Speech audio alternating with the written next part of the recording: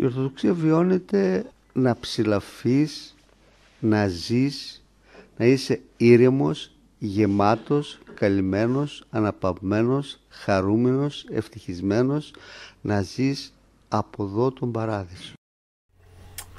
Σεβαστοί πατέρες, αγαπητοί μου αδελφοί, ευλογείτε. Χρόνια πολλά, καλή συνέχεια της Μεγάλης Εβδομάδος και με το καλό, καλή Ανάσταση. Η ομιλία μας σήμερα, αδελφοί μου, είναι σχετική με την Ανάσταση, εφόσον το θέμα είναι αλήτρωτη Ανάσταση, σημείο σκλαβιάς. Είμαστε στη ζωντανή μετάδοση, αυτό γίνεται μέσα από το κελί μου, μεταδίδουμε αυτή την ομιλία, γιατί για τους λόγους για τα μέτρα που ανακοίνωσε η κυβέρνηση σε σχέση με τον κορονοϊό, δεν επιτρέπεται να γίνει η ομιλία μας μπροστά σε κόσμο, χωρίς τη φυσική λοιπόν παρουσία του λαού. Δεν μπορούμε να κάνουμε τη μετάδοση από την αίθουσά μας, από την αίθουσα Ορθοδοξία του Ορθοδόξου Χριστιανικού Συλλόγου Άγιος Ιωσήφ ο Ησυχαστής. Τα περιεχόμενα της ομιλίας μου, αδελφοί μου, είναι πρώτον, τι σηματοδοτεί η φετινή Ανάσταση, και δεύτερον, το κακό πλησίασε πολύ. Στα πλαίσια λοιπόν της σειράς εκδηλώσεων Ορθόδοξη Παρέμβαση, σήμερα Μεγάλη Τετάρτη, 15 Απριλίου του 2020, ομιλούμε με θέμα αλήτρωτη Ανάσταση, σημείο σκλαβιάς. Να πούμε ότι η επόμενη ομιλία μας θα είναι την Κυριακή του Θωμά, το πρωί στις 10:30, στις 26 Απριλίου. Δεν θα κάνουμε καμιά άλλη ομιλία, ίσως και σήμερα να είναι κουραστικό που σας ανάγκασα να βρεθείτε στους υπολογιστές σας για να με ακούσετε. Ίσως ένας ενθουσιασμός περισσότερο ήταν όταν ανακοίνωσα αυτή την ομιλία, παρά μια λογική σκέψη μέσα στη Μεγάλη Εβδομάδα. Ίσως θα έπρεπε να μην κάνω αυτή την ομιλία. Παρ' όλα αυτά όμως, εφόσον ανακοινώθηκε, να ξεκινήσουμε, να πούμε βασικά ότι λυπόμαστε πάρα πολύ για το γεγονός ότι αυτές τις ημέρες δεν μπορούμε να πάμε στον αγαπημένο μας χώρο, στον ναό του Κυρίου, στις εκκλησίες μας. Λυπάμαι πάρα πολύ, γιατί σε μια δημοσκόπηση που είδα ρωτήθηκε ο κόσμος τι θα έκανε πρώτα αν κάποια στιγμή γίνει άρση των περιοριστικών μέτρων, και οι πρώτοι είπανε, και καλά κάνανε, με ένα 51% νομίζω ποσοστό, ότι θα κοιτάξουν να βρεθούν με συγγενικά πρόσωπα, με αγαπημένα πρόσωπα. Αυτό πραγματικά λείπει. Και το δεύτερο, εγώ θεωρούσα ότι, αν όχι αυτό που λέει η καρδιά μας, να πάμε να ανάψουμε ένα κερί στο ναό της ενορίας μας, για παράδειγμα, να προσκυνήσουμε τον Άγιο της ενορίας μας, τον Χριστό και την Παναγία, που δεν μπορούμε να τους προσκυνήσουμε αυτές τις ημέρες. Το δεύτερο, με ποσοστό 35%, πολύ μακριά όμως από το τρίτο και από το τέταρτο, ήταν τα κομμωτήρια για τις γυναίκες να φτιάξουν τα μαλλιά τους και να περποιηθούν το πρόσωπό τους. Αυτοί είμαστε οι νεοέλληνες. Μυαλό δεν βάζουμε, όχι, και επειδή δεν βάζουμε μυαλό, το κακό έχει πλησιάσει πολύ, και αυτό που αυτόν τον καιρό συμβαίνει, αυτό το δίμηνο με τον κορονοϊό, είναι η αρχή των δεινών. Κάποια στιγμή, χωρίς να είμαι προφήτης, έτσι, φώτισε ο Θεός και είδα κάποια πράγματα, τα είχα πει πριν από 2-3 χρόνια στα πνευματικά μου παιδιά, υπάρχουν και δημοσιευμένα αυτά, αναρτημένα σε μια-δυο ομιλίες μου. Είδα μερικά πράγματα και ειδικά μετά το κολυμπάρι σχίστηκε η καρδιά μου ότι θα ερχόταν πολλά κακά στην πατρίδα μας, και αυτό είναι πάρα πολύ στενάχωρο. Βλέπουμε λοιπόν ότι, και η πεποίθησή μου είναι αυτή, ότι αυτό είναι αρχή δεινών που ο Θεός τα δεινά αυτά τα επιτρέπει προς παιδαγώγηση του λαού του είμαστε χειρότεροι από το λαό του Ισραήλ, από τον νηπιακό λαό του Ισραήλ. Εκείνοι ήταν πριν από τη χάρη του Χριστού, πριν από την Εκκλησία, πριν από την Πεντηκοστή, και ο Θεός του συμπεριφορόταν στην Παλαιά Διαθήκη μια στο καρφί και μια στο πέταλο, δηλαδή και με το μαστίγιο και χωρίς μαστίγιο, όπως αντιλαμβάνονταν ο λαός που ήταν σε νηπιακή πνευματική κατάσταση το Θεό. Δεν καταλάβαιναν διαφορετικά. Σήμερα εμείς, παρόλο που είμαστε μετά τη χάρη του Κυρίου μας Ιησού Χριστού, δηλαδή είμαστε μετά Χριστόν και είμαστε μετά από την ίδρυση της Εκκλησίας του Χριστού με την Πεντηκοστή, παρόλα αυτά συμπεριφερόμαστε σαν λαός πολύ πιο νηπιακά από ότι ο λαός του Ισραήλ στην Παλαιά Διαθήκη. Και γι' αυτό οι τιμωρίες του Θεού είναι χοντρές. Και όσο περνάει ο καιρός θα χοντραίνουν κι άλλο, γιατί δεν αντιλαμβανόμαστε. Βλέπετε, μας έδωσε ένα πολύ δυνατό χτύπημα, επέτρεψε δηλαδή ο Θεός. Μπορεί αυτό να είναι χτύπημα το οποίο το εφήβραν πονηρά μυαλά, εννοώ για τον κορονοϊό. Αλλά ο Θεός το επέτρεψε όμως. Το επέτρεψε. Και το επέτρεψε, όπως είπε ο γέρο Γαβριήλ στο Άγιον Όρος, ότι ο κορονοϊός είναι υποτακτικός του Θεού. Για να συνέλθουμε. Έχουμε πει όλα αυτά τα δεινά τα οποία περνούμε και θα περάσουμε είναι εξαιτίας των αμαρτιών μας. Είναι εξαιτίας των αμαρτιών μας. Είναι εξαιτίας των αμαρτιών των προσωπικών, των κοινωνικών, των οικογενειακών, των κοινωνικών και των εθνικών και της Εκκλησίας. Αμαρτίες της Εκκλησίας. Μετά το κολυμπάρι ήρθε το άνω κάτω στην πατρίδα μας. Σε προσωπικό επίπεδο τα έχουμε πει αυτά, δεν θα ξαναπώ αυτά, αλλά θέλω να πω ότι σαν νηπιακός λαός δεν μπορούμε να καταλάβουμε, να συνέρθουμε και να ζητήσουμε το έλεος του Θεού. Μα το 35% μόλις τελειώσουν τα μέτρα θα πάμε στο κομμωτήριο να φτιάξουμε τα μαλλιά μας, τις τρίχες μας, και όχι να πάμε να ανάψουμε ένα κερί στον Κύριο Ιησού Χριστό, στην Παναγία μας, στον Άγιο της Ενορίας μας. Να πάμε στο ναό να φιλήσουμε εκεί το δάπεδο του ναού, τα ιερά χώματα της Εκκλησίας. Δεν μπορώ να το καταλάβω αυτό και να με συγχωρήσετε, γι' αυτό στον τίτλο μιλάω για αλήτρωτη Ανάσταση. Είναι αλήτρωτη η Ανάσταση. Δηλαδή, εκτός το ότι είμαστε περιορισμένοι και την Ανάσταση οι αντίχριστοι μας την έχουν στερήσει, αντίχριστοι και από την πλευρά της πολιτείας και από την πλευρά της Εκκλησίας, σε συνεργασία αυτοί είναι αντίχριστοι και μας έχουν στερήσει. Τώρα μιλάνε, βγάζουν κάτι παράξενες ανακοινώσεις, επειδή δεν αγαπούν το θεάνθρωπο, αγαπούν την ψευτοζωή μας και δεν πιστεύουν στον θεάνθρωπο, ότι μπορεί ο θεάνθρωπος Ιησούς Χριστός να κάνει το θαύμα, ο παντοδύναμος Θεός, και να λυτρώσει το γένος των ανθρώπων από αυτά τα δεινά.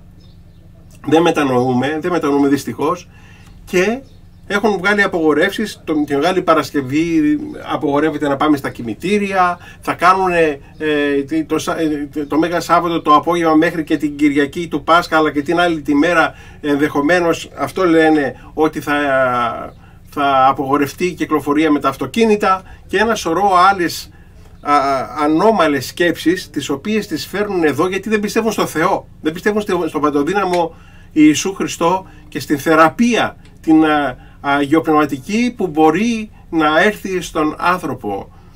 Πολύ ωραίο άρθρο έχει γράψει πάλι ο πατήρ Θεόδωρος Ζήσης, γιατί πρέπει να ανοίξουν οι ναοί το Πάσχα, να το διαβάσετε αυτό στην κατάνοιξη. Είναι πάρα πολύ ωραίο άρθρο και τα λέει έξω από τα δόντια ο πατήρ Θεόδωρος, και τον ευχαριστούμε γι' αυτό. Λοιπόν, πρέπει μέσα σε αυτό το κλίμα όμως πετάχονται και κάποιες φωνές οι οποίες είναι λίγο ενοχλητικές, γιατί είναι φωνές πνευματικών ανθρώπων. Παραδείγματι, μία γερόντισσα πολύ καλά έκανε και διαπιστώνει με ένα μήνυμά της, με ένα άρθρο της, διαπιστώνει ότι όλα ξεκινούν από την αμαρτία του ανθρώπου, όλα αυτά κτλ. Και φτάνει σε ένα σημείο, δεν θα σας διαβάσω την επιστολή, είναι η γερόντισσα Θέκλα, που κάνει και αυτή ένα λάθος που κάνουμε και εμείς. Σε μερικές περιπτώσεις αρκετοί και παπάδες το κάνουν αυτό. Λέγει, το καντήλι και το κερί να ανάβει διαρκώς. Πολύ σωστά. Και τι λέει όμως? Χρησιμοποιεί αυτήν την προτεστάντικη μέθοδο και την παπική, η οποία έχει επικρατήσει στις ημέρες μας και στην εκκλησία μας. Βλέπετε τώρα τι γίνεται, και λέει να παρακολουθούμε τις ακολουθίες στα μέσα ενημέρωσης, προσευχόμενοι και όχι ξαπλωμένοι ή τρώγοντας ή καπνίζοντας κτλ. Αυτά σωστά, αλλά όταν βλέπεις μια λειτουργία έστω και από αναμετάδοση, δεν είναι ωραίο και την ώρα να κάνεις βλακίες μπροστά σε αυτό που βλέπεις. Αν κάνουμε έτσι, λέει, αντί να κλείσουν οι εκκλησίες, θα μεγαλώσουν, θα πλατείνουν και θα γίνουν ολόκληρες οι πόλεις εκκλησίες. Εδώ να εκφράσω την διαφωνία μου. Δεν πρέπει να τα αφήσουμε έτσι αυτό, γιατί το ακούω και από άλλους και από ιερείς το λέω, και οι Μητροπολίτες τώρα μας κάνουν και απευθείας μετάδοση των ακολουθιών, μας έχουν κλείσει τους ναούς, δεν χτυπούν καμπάνες, μας διώχνουν από τις εκκλησίες και μας παρουσιάζονται τα μοντέλα αυτά στην τηλεόραση και να ψάχνουν δηλαδή την ακολουθία. Να πούμε λοιπόν ότι είναι πολύ πονηρό η λατρεία να τελείται και να παρακολουθεί κανείς από ίντερνετ και τηλεόραση, γιατί έτσι θα καταργηθεί η μυστική λατρεία για την οποία μιλήσαμε, βασισμένη πάνω στους λόγους των πατέρων και κυρίως του Αγίου Νικοδήμου του Αγιορείτου. Οι ιερείς, σιγά σιγά αν το κάνουμε αυτό, θα πάψουν να λειτουργούν μυστικά, άρα έτσι θα πολεμήσει ο διάβολος την κρυφή κατακομβική εκκλησία, και την οποία θα πούμε σε λίγο. Έχει πει και ο Άγιος γέροντάς μας, ο μακαριστός Αυγουστίνος Καντιώτης, ότι εκεί πρέπει να είναι ο στόχος μας, στην κατακομβική εκκλησία αυτές τις ημέρες που είναι δύσκολες. Βέβαια θα κάνουμε αυτό που κάνουν οι παπικοί, δηλαδή θα κάνουν αυτό που κάνουν οι προτεστάντες. Αυτοί δεν έχουν το Θεό, δεν έχουν το Χριστό. Ο Πάπας δεν πιστεύει στο Χριστό της Ορθοδοξίας, που είναι ο μόνος αληθινός Θεός, αλλά πιστεύει σε έναν διαφορετικό Χριστό που είναι ο Αντίχριστος. Το ίδιο και οι προτεστάντες, το ίδιο και οι μονοφυσίτες. Πιστεύουν στον Αντίχριστο και όχι στον Χριστό. Είναι πολύ βασικό αυτό να το ξεκαθαρίσουμε. Ό,τι λοιπόν κάνουν αυτοί, επειδή φοβούνται, εξομολογούν στα πάρκινγκ των εκκλησιών και των σούπερ μάρκετ από απόσταση, κάνουν τρελά πράγματα, εξομολογούν με διαφορετικούς τρόπους, με κάποια... χάνουν τη μυστική θεολογία όλου αυτού του γεγονότος, το οποίο είναι πάρα πολύ σημαντικό αν μπορέσουμε να το καταλάβουμε και να οικοδομήσουμε πάνω σε αυτό.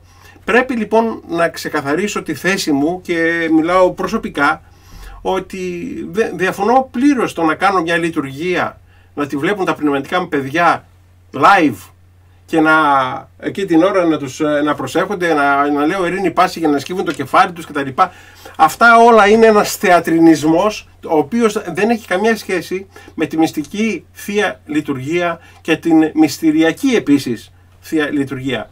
Είναι ένα χάσιμο χρόνο, μας κοροϊδεύουν. Τότε τι θα πούμε? Θα πούμε δηλαδή ότι και τα μοναστήρια να βάλουν τηλεοράσεις και οι καλογριές και οι καλόγεροι να βλέπουν από το κελί τους σε τηλεόραση τη λειτουργία που γίνεται στο καθολικό της Μονής. Αυτά τα πράγματα είναι φοβερά. Δεν συμφωνώ με τη γερόντισσα, δεν την κακίζω. Υπάρχει αυτή η νοοτροπία στον κόσμο, αλλά είναι ένα μοντέλο το οποίο επικρατεί στις ημέρες μας, το οποίο δεν είναι ένα μοντέλο πνευματικό, είναι ένα μοντέλο κοσμικό.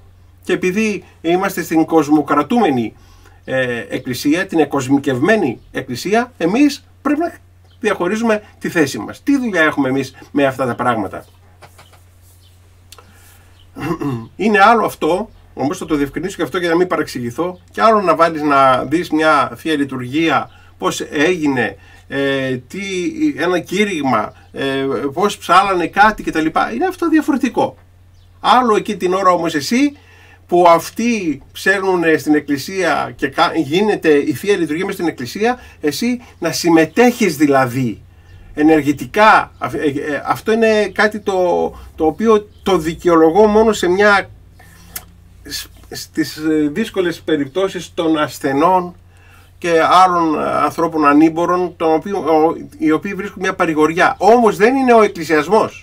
Και πρέπει να το ξεκαθαρίσουμε. Αυτό δεν είναι το μυστήριο της Θείας Λειτουργίας που εκείνη τη στιγμή συντελείται. Δεν είναι η Θεία Λειτουργία μια παρακολούθηση. Είναι μια συμμετοχή. Και τη συμμετοχή αυτή την προσλαμβάνεις με μυστικό τρόπο και όταν είσαι στο ναό, αλλά και όταν γίνεται η λειτουργία και δεν παρακολουθείς από το ίντερνετ τη λειτουργία και από την τηλεόραση, αλλά ο Θεός σε πληροφορεί και σε χαριτώνει με άλλον τρόπο. Όταν εσύ χρησιμοποιείς την τηλεόραση και το ίντερνετ για να συμμετάσχεις στην ακολουθία ή στην προσευχή, ο Θεός άρει τη χάρη Του, την οποία θα ήταν εξαιρετική και θα σου την έδινε για να συμμετέχεις ενεργητικά με άλλη ποιότητα.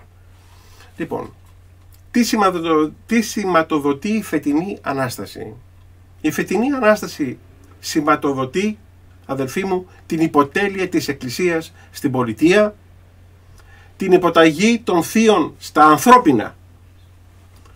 Παρακάτω θα αναδείξουμε ότι σηματοδοτεί και την απαρχή της ελευθέρας και ζώσας Εκκλησίας, των κατακοβών που αναζητούσε σαν ανάγκη και οραματιζόταν ο γέροντας επίσκοπος, πρώην επίσκοπος Φλωρίνης Αυγουστίνος Καντιώτης. Καθώς θα δούμε ότι είναι δεδομένο εσχατολογικά ότι η Εκκλησία στα χρόνια του Αντιχρίστου δεν θα έχει τη μορφή της επίσημης Εκκλησίας με σύνοδο, ιεραρχία κτλ. Όπως έχει σήμερα. Αυτό φαίνεται από το παρακάτω στοιχείο ότι η πολιτεία με υποτελή συνεργεία και της Εκκλησίας εν ώψη του Πάσχα ρυθμίζει την λειτουργία της αγοράς αλλά όχι της Εκκλησίας, ούτε αφήνει τους εκκλησιαστικούς, δεν θέλουν οι εκκλησιαστικοί να υπάρχει λειτουργία της Εκκλησίας. Μήπως όμως σηματοδοτεί και το πέρασμα από τη δεσποτοκρατία στην αληθινή Εκκλησία του Χριστού? Για να δούμε. Διαβάσαμε αυτές τις ημέρες για το Πάσχα το 2020, αυτό είναι το ωράριο των καταστημάτων τροφίμων από το CNN Greece. Με ενιαίο ωράριο θα λειτουργήσουν από την ερχόμενη Κυριακή, ήταν της προηγούμενης εβδομάδος, από τον Βαΐων, λόγω του εορταστικού ωραρίου του Πάσχα, όλα τα καταστήματα τροφίμων, σούπερ μάρκετ και μίνι μάρκετ που παραμένουν ανοιχτά. Ειδικότερα την ερχόμενη Κυριακή των Βαΐων που μας πέρασε, τα καταστήματα θα λειτουργήσουν από τις 10 το πρωί ως τις 8 το απόγευμα. Από τη Μεγάλη Δευτέρα ως και τη Μεγάλη Παρασκευή τα καταστήματα παραμένουν ανοιχτά από τις 7 το πρωί ως τις 9 το βράδυ. Ενώ το Μεγάλο Σάββατο το ωράριο λειτουργίας θα είναι από τις 7 το πρωί ως τις 8 το βράδυ. Σε ό,τι αφορά στην επάρκεια αμνοερυφίων για το Πάσχα, ο Υπουργός Ανάπτυξης και Επενδύσεων Άδωνης Γεωργιάδης δήλωσε στην ΕΡΤ ότι λόγω των περιοριστικών μέτρων αναμένεται η ζήτηση να είναι χαμηλότερη φέτος και αυτό σημαίνει ότι θα γίνουν λιγότερες εισαγωγές, αλλά η εγχώρια παραγωγή επαρκεί για να καλύψει τη ζήτηση.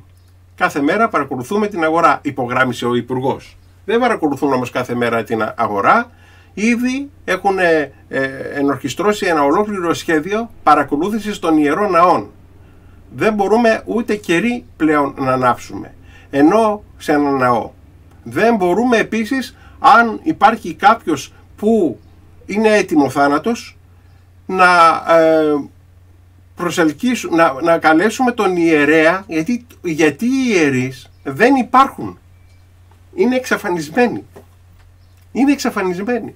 Μου τηλεφωνούν, ένα σωρός κόσμος μου τηλεφωνά για να μου πει πού θα με βρει, να τους διαβάσω μια ευχή συγχωρητική, πού είναι ο ναός μου, να έρθουν να ανάψουν ένα κερί. Με βλέπουν ότι εγώ αντιδράω σε αυτό και σου λέει αυτός ο παπάς θα έχει ανοιχτό το ναό του. Δεν ξέρουν ότι εγώ είμαι διοκόμενος. Είμαι αυτή τη στιγμή, όπως έλεγε ο Κύριος, οι εαλόπικες φωλεούς έχωσιν ο δε ιός του ανθρώπου ουκ έχει που τη κεφαλή κλείνε, με αυτή την έννοια της ενορίας και της εκκλησίας. Αυτό δεν το ξέρουν. Δεν μπορούν να βρουν τους παπάδες ούτε για εξομολόγηση, δεν υπάρχει απαγόρευση γι' αυτό.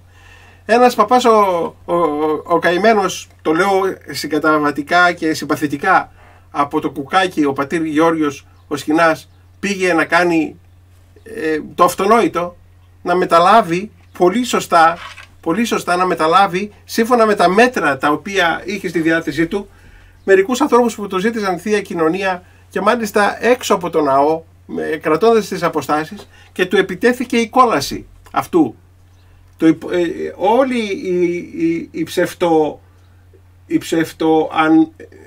οι ψευτοδημοσιογράφοι με την ανοησία τους, κάτι εισαγγελείς δημοσιογράφοι, βγάλανε τα μαχαίρια τους στα αντιχριστιανικά και κατηγορούν όλη τη Θεία Κοινωνία ότι θα γίνει κανένας χαμός αν κοινωνήσουν 5 άνθρωποι. Άκουσα μια ομιλία του πατρός Γεωργίου, μου τη στείλανε πρόσφατα, από την 25η Μαρτίου νομίζω ήταν, του Ευαγγελισμού, που μιλούσε χωρίς κόσμο λόγω των περιορισμών που υπάρχουν, και εκεί αναφέρθηκε σε όλα αυτά, μια δυναμική έτσι ομιλία έκανε. Ένα πράγμα μόνο που διαφωνώ είναι ότι χρησιμοποιεί για να στηρίξει τις θέσεις του την γερόντισσα Γαβριηλία, η οποία δεν είναι αγία της πίστης μας και την οποία την παραδέχεται ο Πάπας. Έχει πάρα πολλά οικουμενιστικά λάθη στη διδασκαλία της και στη ζωή της, και δεν θα έπρεπε να χρησιμοποιούμε μοναχούς αμφιβόλου ποιότητος ορθοδοξίας. Αμφιβόλου.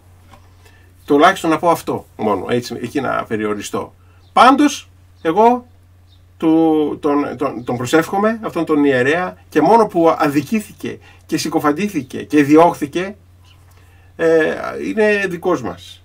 Και ευχόμαστε ο Θεός να τον χαριτώνει, να του δίνει δύναμη. Δεν ξέρω αν έχει οικογένεια, δεν τον γνωρίζω προσωπικά, νομίζω πρέπει να έχει, πρέπει να είναι έγαμος. Ο Θεός να τον χαριτώνει, να του δίνει τη δύναμη, το εύχομαι καλή Ανάσταση και μην το βάλει κάτω. Έτσι λοιπόν, όπως ο Ιούδας, ένας από τους Αποστόλους, αδελφοί μου, πρόδωσε τον Χριστό για τα αργύρια, υπηρετώντας τα πάθη του και έχοντας κάνει άνομες συμφωνίες με εκτός Χριστού παρατάξεις, και έτσι οδηγηθήκαμε δια του Σταυρού στην Ανάσταση, ή όπως από την Παλαιά Διαθήκη στη Νέα Διαθήκη, τώρα δια της προδοσίας της διοικούσας Εκκλησίας, επίσης για τα αργύρια, την εκοσμίκευση, την μασονία, περνάμε στη νέα εποχή της Εκκλησίας των κατακομβών, στη μυστική λατρεία, στους διαγωμούς και τα λοιπά. Χαίρομαι, πού να τα καταλάβουν αυτά αυτοί οι αντίχριστοι που νομίζουν ότι εμείς στο DNA της πίστης μας υπάρχει ο διωγμός, οι κατακόμβες. Γιατί κρατούμε από μια φάρα χριστιανών οι οποίοι διαχρονικά λειτουργούσαν κρυφά στις λειτουργίες, συμμετείχαν σε λειτουργίες ο κόσμος και οι ιερείς, προσμένοντας το θάνατο, γιατί τους κυνηγούσαν. Και αυτά συμβαίνουν και σήμερα. Χαίρομαι πάρα πολύ που μου εξομολογούνται με διάφορους τρόπους διάφοροι, οι οποίοι βρίσκουν τον τρόπο να λειτουργούνται. Ό,τι και να κάνουν αυτοί, εμείς ξέρουμε από κατακόμβες. Ξέρουμε από κατακόμβες. Και αυτό είναι πάρα πολύ ωραίο. Η ιεροκρηφίος λειτουργείται ένα μεγάλο κομμάτι του λαού, η ιεροκρηφίος, και αυτό είναι πάρα πολύ ελπιδοφόρο για την Εκκλησία των κατακομβών, την ελευθέρα και ζώσα Εκκλησία. Μην ξεχνάτε δε ότι η Εκκλησία μεγαλούργησε η Εκκλησία στους διωγμούς. Τότε ανέδειξε νέφος μαρτύρων, οι οποίοι κατέθεσαν την πίστη τους και σφράγισαν την Εκκλησία του Χριστού, και πάνω εκεί, στο μαρτύριό τους, γίνονται οι λειτουργίες καθεκάστην. Έτσι λοιπόν,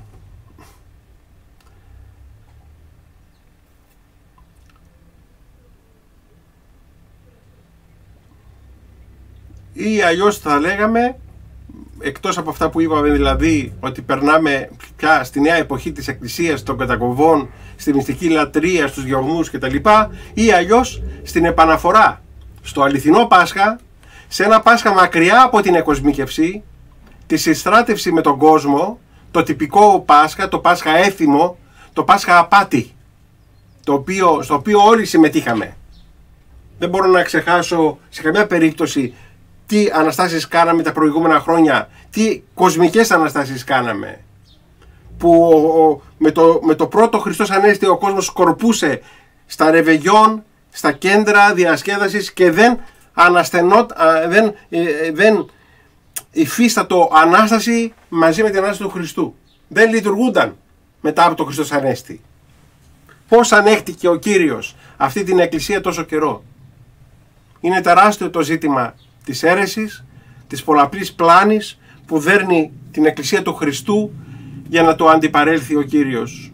Η αποστασία είναι γνωστή στον Κύριο και η αποδόμησή της συμπεριλαμβάνεται μέσα στο σχέδιο της σωτηρίας του Κυρίου από την ενανθρώπιση, από την Ανάσταση ακόμα.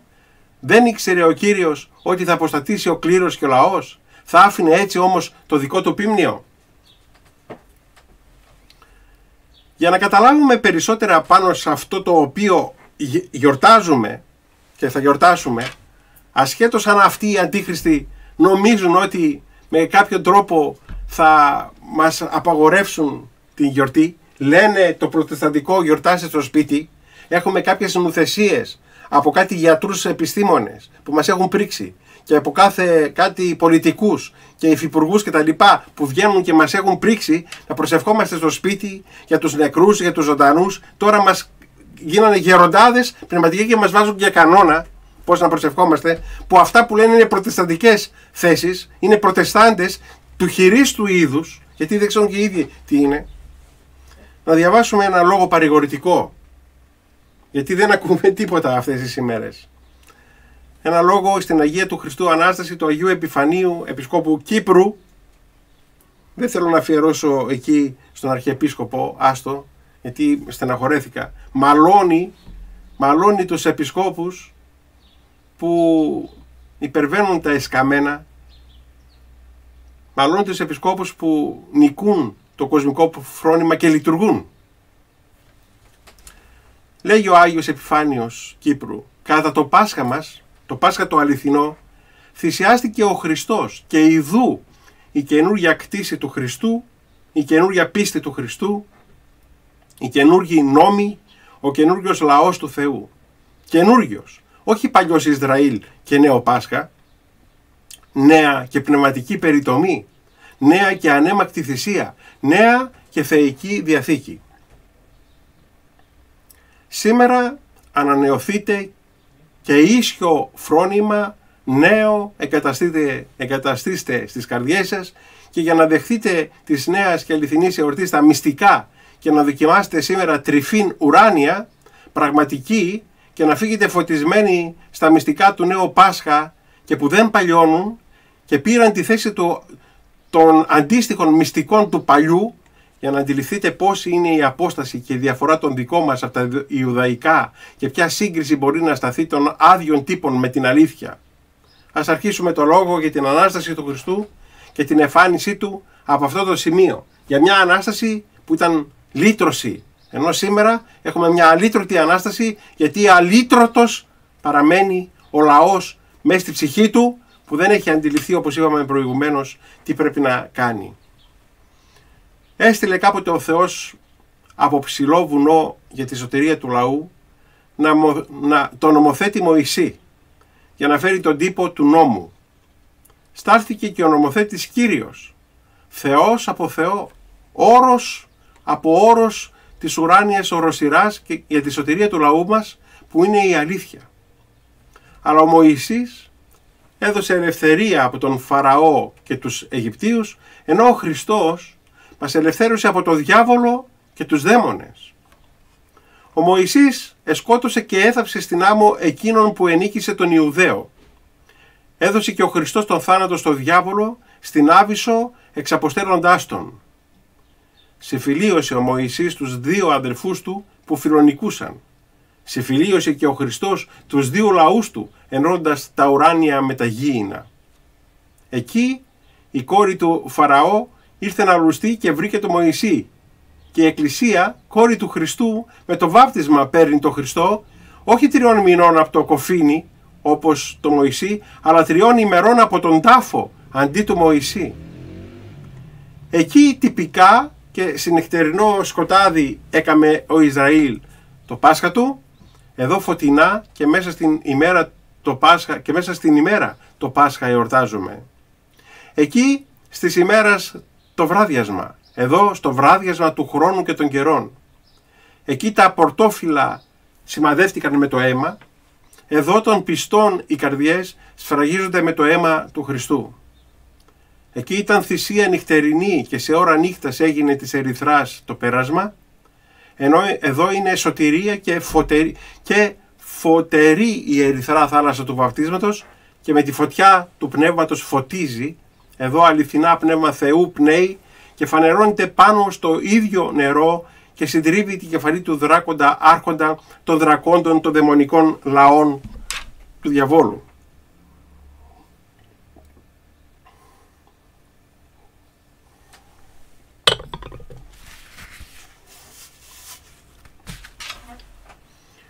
Εκεί ο Μωυσής σώζει τους Ισραηλίτας με νυχτερινό βάπτισμα. Εκεί το σύννεφο γίνεται σκέπη του λαού. Στο λαό του Χριστού η δύναμη του υψίστου ρίχνει το ευερετικό ίσιο της. Εκεί για τη σωτηρία του λαού χόρεψε η Μαρία, του Μωυσή η αδελφή. Εδώ που γίνεται η σωτηρία των εθνικών, η Εκκλησία του Χριστού στο σύνολό της γιορτάζει. Εκεί στην πέτρα τη φυσική καταφεύγει ο Μωυσής. Εδώ στην πέτρα της πίστεως καταφεύγει ο λαός. Εκεί οι πλάκες του νόμου συντρίβονται και μηνάνε συνάμα το πέρασμα του νόμου και το πάλιωμα. Εδώ αράγιστοι οι θεϊκοί νόμοι σώζονται. Εκεί το μοσχάρι καιγόταν στη φωτιά για τιμωρία του λαού. Εδώ θυσιάζεται ο αμνός του Θεού για του λαού τη σωτηρία. Εκεί με το ραβδί η πέτρα δέχεται χτύπημα. Εδώ η πέτρα, ο Χριστός, δέχεται τρύπημα στην πλευρά. Εκεί βγαίνει από την πλευρά νερό, από την πέτρα νερό. Εδώ αίμα και νερό πηγάζει από την ζωοποιό πλευρά. Εκείνοι δέχτηκαν από τον ουρανό το κρέας των ορτικιών. Εμείς από τα ύψη δεχόμαστε το περιστέρι του πνεύματος. Εκείνοι εφήμερο μάνα έφαγαν και πέθαναν. Εμείς τον άρτο τρώμε για να ζούμε στον αιώνα. Να το επαναλάβω αυτό. Εκείνοι εφήμερο, οι Εβραίοι, εκείνοι εφήμερο μάνα έφαγαν και πέθαναν. Εμείς τον άρτο τρώμε για να ζούμε στον αιώνα. Τώρα αυτόν τον άρτο μας τον στερούνε, αδελφοί μου. Επειδή ο χρόνος της σημερινής ομιλίας της Τετάρτης είναι σχετικά περιορισμένος, μιλάμε για 1 ώρα μόνο ομιλία, όχι όπως τις Κυριακές που είναι 1,5 ώρα, 1 ώρα ομιλία και το υπόλοιπο για τη 1,5 ώρα συνολικά της ομιλίας είναι ερωτήσεις και παρεμβάσεις σας.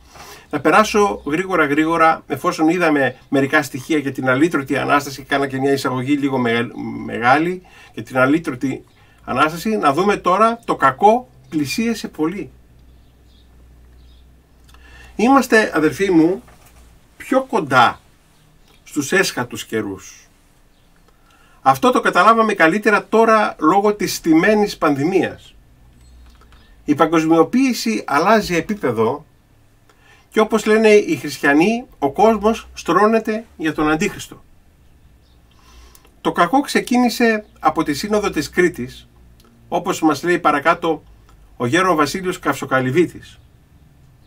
Μπορούμε να καταλάβουμε πώς θα είναι η σκλαβιά και ο ολοκληρωτισμός του Αντιχρίστου. Όλοι τώρα, και ο πατέρας μου πήρε προχθές τηλέφωνο και μου είπε, πω ρε παιδί μου, λέει, και λέγαμε πώς θα είναι ο Αντίχριστος. Είδατε τι δύναμη έχουν οι κοσμικοί άρχοντες, να μας κάνουν όλους να τρομοκρατηθούμε, να πανικοβληθούμε και να πάμε να κλειστούμε στις τρύπες μας.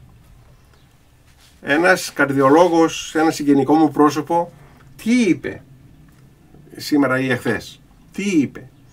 Λέει, έπαθες αυτό που έπαθες, μια αριθμία, δεν ξέρεις, λέει, τι συμβαίνει, έλεγε στο Συνοδό, δεν ξέρεις, λέει, τι συμβαίνει με τις ειδήσεις που δηλητηριάζουν τον κόσμο και τον αρρωσταίνουν. Οι πιο πολλοί, κανένα σχεδόν δεν θα κολλήσει κορονοϊό, αλλά όλοι θα πάθουν φρίκι με αυτά που ακούνε. Λέει, για να γλιτώσετε την πίεση, να μην ανεβάσετε, χαλάσει η πίεσή σας, μην πάθετε αριθμίες, να μην πάθετε διάφορα θέματα με το στομάχι σας κτλ. Κλείστε τις ειδήσεις, είπε ο γιατρός. Εδώ λέει, εμείς που είμαστε γεροί και δεν μπορούμε να ακούσουμε ειδήσεις, πόσο μάλλον ένας καρδιοπαθής, ένας που έχει προβλήματα υγείας διάφορα, που λένε ευπαθείς ομάδες. Οι ευπαθείς ομάδες μην φοβούνται τον κορονοϊό, να φοβούνται τους δημοσιογράφους της τηλεόρασης. Αυτοί τους μεταδίδουν έναν ιό που δηλητηριάζει και σκοτώνει. Αυτό το μέσον, η τηλεόραση, είναι μέσον το οποίο θα το χρησιμοποιήσει φυσικά ο διάβολος δια του Αντιχρίστου. Υπάρχει και εκείνη η παράδοση ότι όταν θα έρθουν και θα πολεμήσουν τον Αντίχριστο οι δύο προφήτες, ο προφήτης Ηλίας και ο προφήτης Ενόχ, οι δύο προφήτες που δεν πέθαναν, κάποια στιγμή θα τους συλλάβει ο Αντίχριστος, θα τους κρεμάσει στην πύλη των Ιερουσαλήμων και όλος ο κόσμος θα τους βλέπει. Όταν το έλεγε αυτό ο προφήτης Δανιήλ, δεν υπήρχε τηλεόραση και όλοι απορούσαν πώς θα τους βλέπει όλος ο κόσμος. Τώρα με το δορυφόρο, με τη δορυφορική τηλεόραση είναι πολύ εύκολο. Είναι πάντως η τηλεόραση όπλο το οποίο θα το χρησιμοποιήσει σε αυτήν την κατάσταση, σε πιο προχωρημένη μορφή, ο Αντίχριστος. Ο οποίος Αντίχριστος θα είναι ο παγκόσμιος δικτάτορας, θα έχει οπωσδήποτε όλες τις εξουσίες επάνω του, θα έχει και την πολιτική εξουσία, η οποία θα περιστοιχίζεται, θα απαρτίζεται από την οικονομική απόλυτη εξουσία, από την πολιτική εξουσία κτλ. Θα είναι όμως και αρχιερέας, θα είναι και μεσσίας, θα είναι και μεγάλος μύστης και δάσκαλος, ο οποίος μάλιστα θα κάνει και πολλά θαύματα. Τι είναι ο κορονοϊός? Για να πείσει τον κόσμο να τον προσκυνήσει, και τότε θα είναι μεγάλο το δίλημμα, αρνηθείτε τον Χριστό και ελάτε σε μένα που θα βρω το φάρμακο του κορονοϊού και του κάθε ιού. Θα βρω το φάρμακο του καρκίνου, θα θεραπεύσω το AIDS, δεν θα υπάρχουν καρδιακά προβλήματα, θα ανασταίνω νεκρούς. Θα τα επιτρέψει ο Θεός αυτά για να μας δοκιμάσει. Γι' αυτό είπε, όταν θα έρθει θα βρει την πίστη. Θα περάσουμε μια τέτοια κατάσταση πριν. Μερικοί αδελφοί μου σκανδαλίζονται όταν λέμε για μαζική πτώση του κλήρου και των αρχιερέων και ότι δεν θα υπάρχει πνευματική καθοδήγηση. Όταν τα έλεγα αυτά κάποτε στον προφήτη Ηλία, όταν ήμουνα στην Άνω Πόλη Θεσσαλονίκης, στο ναό μου, ότι θα έρθουν εποχές που θα ψάχνουμε ιερείς να κάνουν ιερείς ακολουθίες, να θάβουν νεκρούς κτλ. Και δεν θα βρίσκουμε, θεωρούσαμε ότι για το σκοτίνιασμα δεν μπορώ να κάνω εγώ κάτι. Αυτό είναι το φως στο κελί. Τώρα αν μπορείτε εσείς να κάνετε κάτι, δικό σας θέμα παιδιά, μην μου γράφετε μηνύματα. Λοιπόν, είναι ένα θέμα αυτό. Ένα θέμα το οποίο δεν ξέρω πώς να το πετύχω, να σας πείσω ότι στα χρόνια του Αντιχρίστου δεν είναι πάρα πολύ μακρινά. Πρόβες αντίχριστης εποχής κάνουμε τώρα. Ζούμε έτσι. Ήδη αυτό το φαινόμενο υπάρχει και το ζούμε. Πού είναι η παλιή, η πνευματική, που ο άνθρωπος άφοβα ακουμπούσε την ψυχή του και τη ζωή του και σωζόταν? Τώρα πρέπει να προσέχουμε γιατί μας οδηγούν στην αίρεση και στον οικουμενισμό. Και έχω ξαναπεί πολλές φορές, συγχωρέστε με την επανάληψη, ότι πλέον στον οικουμενισμό, στην εποχή της πλάνης και της οικουμενιστικής παναίρεσης, δεν ψάχνουμε να βρούμε ιερέα όπως παλιά πνευματικό, που να είναι άγιος, που να μην είναι αυστηρός, να είναι μαλακός, να είναι συγκαταβατικός. Το κυριότερο πρέπει να είναι ορθόδοξος, που να το λέει η καρδιά του, να διαχωρίζει τη θέση του από τους οικουμενιστές. Αν είναι δυνατόν, το καλύτερο να έχει κάνει διακοπή μνημόνευσης, να μην έχει επαφή με πνευματική κοινωνία με τους αιρετίζοντες επισκόπους. Αυτό είναι το σημαντικό. Είναι πάρα πολύ αυτό σημαντικό. Το ότι λοιπόν δεν βρίσκουμε εύκολα ιερείς Ορθοδόξους και Μητροπολίτες, δεν ξέρω εγώ, όσο περνάει ο καιρός χάνουν τις ελπίδες μου ακόμα και από τους λέοντες που τους βλέπω, όπως είπα και την άλλη φορά, με σφουγγάρια με αφρολέξ δόντια, χάνουν την ελπίδα μου ότι... Αλλά βέβαια ο Θεός και από την κοπριά μπορεί να βγάλει αγιότητα. Έτσι. Πού είναι λοιπόν αυτή η παγή πνευματική? Τώρα πρέπει να προσέχουμε, γιατί μας οδηγούν οι πνευματικοί στην αίρεση και στον οικουμενισμό. Αυτό δεν είναι ένα σημάδι ότι το κακό πλησίασε πάρα πολύ? Η Εκκλησία στον καιρό του Αντιχρίστου δεν θα υπάρχει όπως την ξέρουμε. Κατά πως φαίνεται δεν θα είναι η επίσημη Εκκλησία το καταφύγιό μας τον καιρό των διωγμών του Αντιχρίστου. Όπως και τώρα δεν είναι. Αφού σαν εκκλησιομάχοι οι αρχιερείς κλείνουν τις εκκλησίες και στερούν. Τι λέει εδώ? Γιατί το λέγει αυτό, αγόρι μου, την μπαταρία εξαντλείται? Τι έπαθε? Έχουμε ρεύμα. Τι συμβαίνει?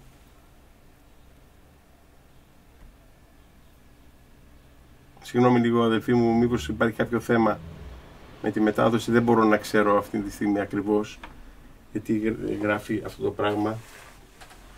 Μισό λεπτό.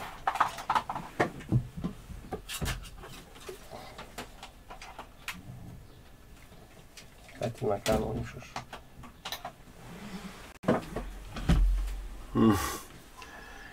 Μάλλον το ρύθμισα. Είχε βγει μια μπρίζα χωρίς να πάρω χαμπάρι ότι βγήκε. Να με συγχωρείτε. Αν έγινε κάποιο πρόβλημα στη μετάδοση, ενημερώστε με αν θέλετε. Δεν ξέρω τι ακριβώς μπορεί να έγινε. Μήπως πρέπει να επαναλάβω κάτι?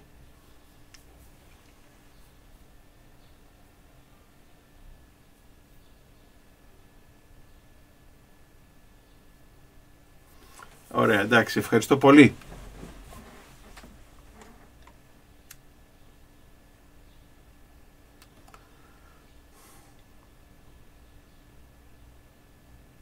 Έτσι λοιπόν, έλεγα κάτι πολύ σημαντικό νομίζω, ότι η Εκκλησία στον καιρό του Αντίχριστου δεν θα υπάρχει όπως τη ξέρουμε τώρα. Κατά πως φαίνεται δεν θα είναι η επίσημη Εκκλησία το καταφύγιό μας τον καιρό των διωγμών του Αντιχρίστου, και είπα ότι όπως και τώρα δεν είναι, αφού σαν εκκλησιομάχοι οι αρχιερείς κλείνουν τις εκκλησίες και στερούν τον κόσμο από τα δώρα της ζωής. Τον προφήτη Ηλία και τον Ενόχ ο Θεός γι' αυτό τους κρατάει, για να ξεκαθαρίζουν την εκκλησία, τους ιερείς κτλ. Θέλουμε λοιπόν να καταδείξουμε ότι όλα τα σημεία των καιρών βοούν ότι το κακό έχει πλησιάσει πάρα πολύ. Δεν δικαιούνται οι χριστιανοί να είναι στον κόσμο τους και να αεροποιούν ανθρωπάκια, κάτι γιατρούς που τους μπερδεύουν ή που τους τρομοκρατούν, κάποιους ολιγόπιστους και ολίγιστους επισκοπίσκους, αλλά να αρχίζουν να προετοιμάζονται για τα επερχόμενα. Ας μην ξεχνούμε ότι δεν χρειάζεται τίποτα παραπάνω να κάνουμε από το να εφαρμόσουμε το Ευαγγέλιο. Η πραγματική διάσταση του Ευαγγελίου είναι, αδελφοί μου, ο διωγμός. Το ότι ζήσαμε με επίσημη αναγνωρισμένη θρησκεία, τιμές και δόξες κτλ. Αυτό ήταν το ψέμα. Για όσους στηρούν το Ευαγγέλιο, η κρίση είναι ο θάνατός τους. Ζουν πάντα εν μετανία και συντριβή, γιατί εκεί τους επισκέπτεται ο Κύριος, και ας μην ταραζόμαστε και ας μην απελπιζόμαστε, αυτό είναι το γονίδιο. Ας μην προσπαθούμε να αναβάλουμε και να ματιαώσουμε και να αποφύγουμε διωγμούς, συσχηματιζόμενοι με τους άρχοντες του κόσμου τούτου, γιατί απλώς συντερούμε την ψευδαίσθηση. Αν έχουμε τον Κύριο, τα έχουμε όλα. Το πολίτευμά μας εν ουρανής υπάρχει. Εκείνη την πολιτεία αναζητούμε, ποθούμε, προσδοκούμε. Το χειρότερο που μπορούμε να πάθουμε είναι ο θάνατος, που για μας όμως δεν είναι ένας θάνατος ο οποίος μας τρομάζει, αλλά είναι ένα πανηγύρι, ένα γλέντι, είναι μετάβαση προς τη Βασιλεία των Ουρανών, όπου δεν υπάρχει πόνος, κόπος, δάκρυ, στεναχώρια. Ας δώσουμε την ψυχή μας στον Κύριο. Αν απέχουμε από την αίρεση και την αμαρτία, αν βρισκόμαστε στην ιερά αποτύχηση, είτε με ακρίβεια είτε προς καιρόν με οικονομία, ό,τι ζητάμε από τον Κύριο προς συμφέρον της ψυχής μας το χορηγεί. Ας ζητάμε να τον νιώσουμε, να τον βιώσουμε, ας του λέμε πόσο τον ποθούμε, πόσο μας λείπει, πόσο το χρειαζόμαστε. αυτός είναι η χαρά, αυτός είναι η πηγή, αυτός είναι η πηγή κάθε ευτυχίας. Τόσο πολύ πληρώνει τον άνθρωπο που ο άνθρωπος δεν χρειάζεται τίποτα άλλο για να ζήσει, ούτε τροφή. Βοά το Ευαγγέλιο, ούκε πάρτο μόνο ζήσετε άνθρωπος. Έχω εδώ ξαναχρησιμοποιήσει για τη σημερινή ομιλία, λόγω χρόνου θα το αφήσω, τι είπε ο φωτισμένος πατήρ Αθανάσιος Μυτιληναίος προ καιρού κάποια στιγμή για το κλείσιμο των εκκλησιών. Αυτό το άρθρο όμως, επειδή είναι και ομιλία, θα το βάλουμε στην κατάνοιξη, οπότε ας το παραλείψω, γιατί ο χρόνος είναι αμήλικτος, και ας περάσω στην άγνωστη για τους πολλούς, αλλά για τους ψηλιασμένους προ 600 ετών, και μίλησε περί της ελεύσεως του Αντίχριστου και των εν τέλει του αιώνος ανθρώπων. Να ξεκαθαρίσω το θέμα ότι εγώ δεν πιστεύω ότι ο Αντίχριστος θα έρθει σήμερα, αύριο, μετά από 20, μετά από 100, 500 και 1000 χρόνια. Δεν το πιστεύω γιατί δεν το ξέρω. Ο Θεός δεν μας το αποκάλυψε. Δεν μας αποκάλυψε πότε θα έρθει ο Αντίχριστος και πότε θα έρθει η Δευτέρα Παρουσία. Το άφησε έτσι για να μην, γιατί δεν είναι προς το συμφέρον μας. Να το ερευνούμε αυτό. Όμως, επειδή αντίχριστες εποχές και αντίχριστες περιόδους και αντίχριστους ανθρώπους συναντήσαμε διαχρονικά, ο άνθρωπος συνάντησε διαχρονικά στην ιστορία του, θα πρέπει σε κάθε εποχή τον Αντίχριστο να τον βλέπουμε. Δεν είναι ο οντολογικός Αντίχριστος που θα φέρει το όνομά του το αριθμό 666, το Χ6 αλλά είναι ο Αντίχριστος, πρόδρομος του Αντιχρίστου σε κάθε εποχή, που πρέπει να τον καταλαβαίνουμε, να τον μυρίζουμε, γιατί αν δεν το καταλάβουμε θα χάσουμε την Ανάσταση.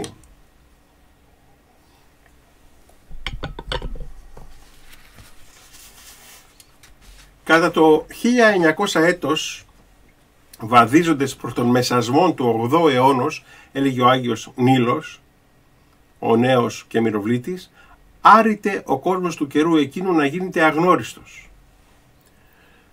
Επειδή πολλά στοιχεία από αυτά θα καταλάβετε ότι αναφέρονται και στην εποχή μας, όλοι εμείς που το ακούμε αυτά και που τα δεχόμαστε σαν λόγια της χάριτος του Θεού, θα πρέπει να είμαστε ψηλιασμένοι ότι η εποχή μας έχει Αντίχριστο. Όχι εκείνον, επαναλαμβάνω, αλλά έχει Αντίχριστο. Πρόδρομο του Αντιχρίστου. Όταν πλησιάσει ο καιρός της ελεύσεως του Αντιχρίστου, θα σκοτιστεί η διάνοια των ανθρώπων από τα πάθη τα της σαρκός και θα πληθυθεί σφόδρα η ασέβεια και η ανομία. Τότε έρχεται ο κόσμος να γίνεται αγνώριστος. Μετασχηματίζονται εμορφέ των ανθρώπων και δεν θα γνωρίζονται οι άνδρες από τις γυναίκες δια της ανέσχυντου ενδυμασίας και των τριχών της κεφαλής. Οι τότε άνθρωποι θα αγριέψουν και θα γεννούν ως αν θηρία από την πλάνη του Αντίχριστου. Δεν θα υπάρχει σεβασμός εις τους γονείς και γεροντότερους.